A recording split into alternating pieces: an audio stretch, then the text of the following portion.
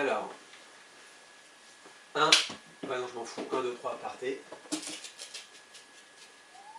Alors je vais refaire une petite vidéo parce que j'ai essayé de le faire dans une autre, puis c'était un peu moyen. Ça va les chiens? Bon, les chiens, les chats, tout le monde est là. Bon, il est possible que je me lève, que j'aille à droite ou à gauche parce que j'ai un chat qui est parti manger, mais qui, je sais, après va venir me faire chier pour que je lui ouvre la porte. Et j'ai un chien qui se dit, bon, il y a le chat là-haut, donc j'aimerais bien le choper pour qu'il m'obéisse. Voilà, un madoudouille. Et on va voir Paps. Voilà. Ah ouais, alors il y a un deuxième chien qui arrive, ouais, tout le monde est là, c'est bien, allez, ouais, c'est bien, ouais, c'est bien les gars. Bref,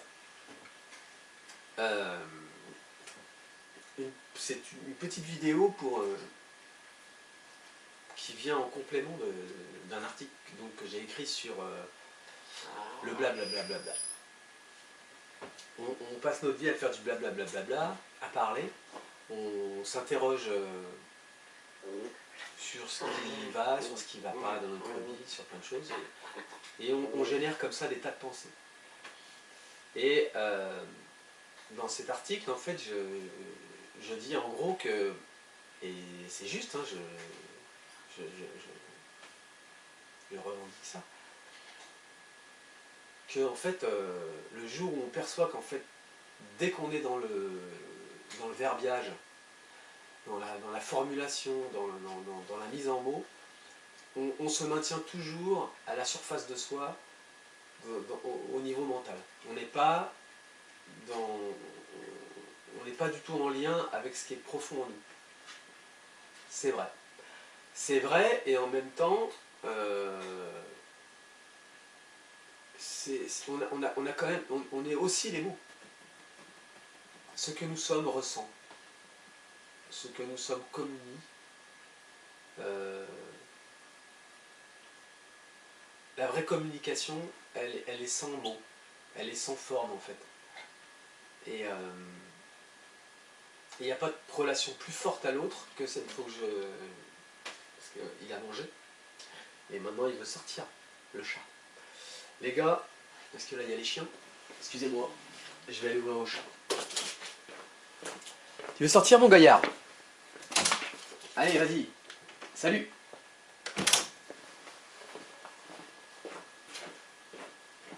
Assistant. Voilà. Ouais, oui, oui, il est bon, il est bon. Oui, donc, je disais, ouais, tu trouves ta place, non, tu sais pas, bon.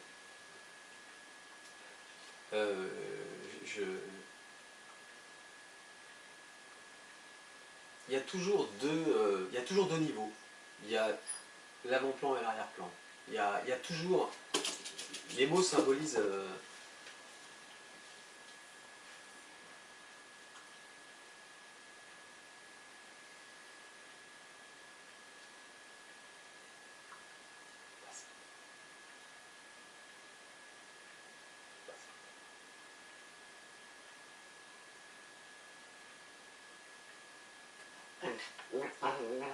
dès qu'on parle, dès qu'on formule, dès qu'on est dans les mots, on se maintient à un niveau mental, ce qui est vrai.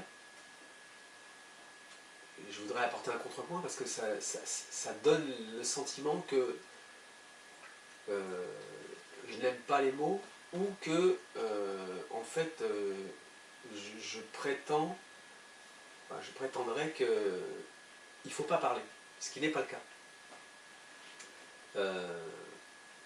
On est toujours la conscience qui fait l'expérience de la dualité.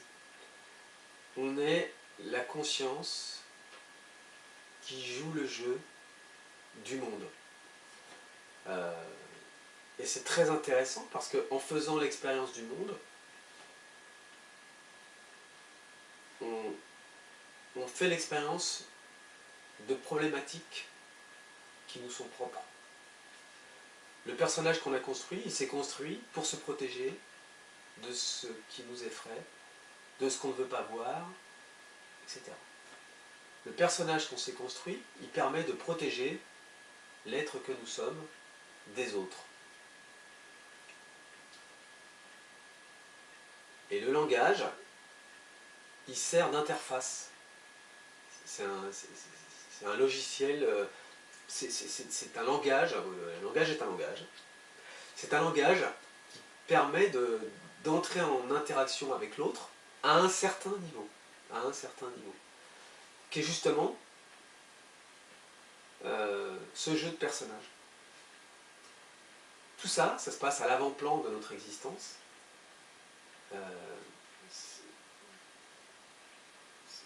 C'est un jeu. C'est le film qu'on joue et dans lequel on est le héros.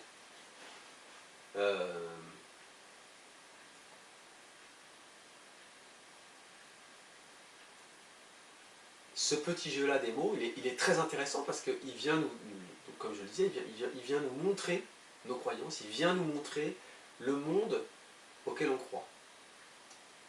Et notre personnage vit ce monde-là. Un paranoïaque complotiste qui a peur des étrangers vivra dans un monde terrifiant avec des étrangers partout qui veulent l'attaquer. Des étrangers qui bénéficient de droits qu'il n'a pas parce que lui, il serait moins aimé que... Enfin, chacun a ses croyances. Chaque personnage a ses croyances et voit le monde en conséquence de ses croyances.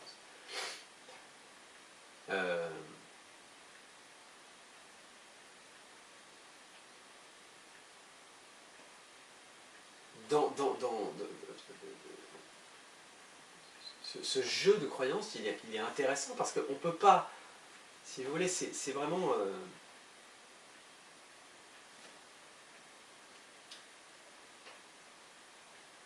pour avoir conscience de la conscience, qui a conscience de la conscience en fait?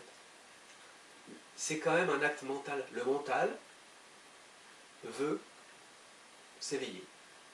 Le mental veut connaître la plénitude, le bien-être,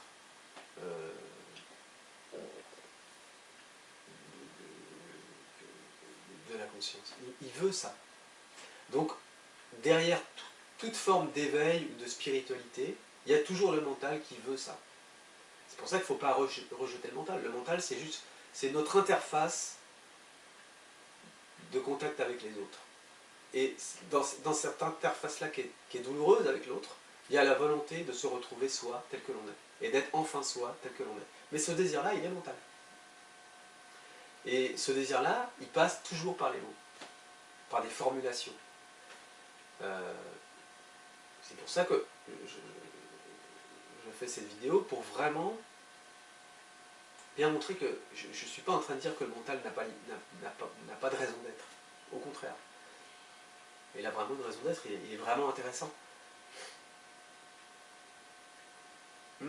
Voilà. Voilà. Je crois que c'est bon.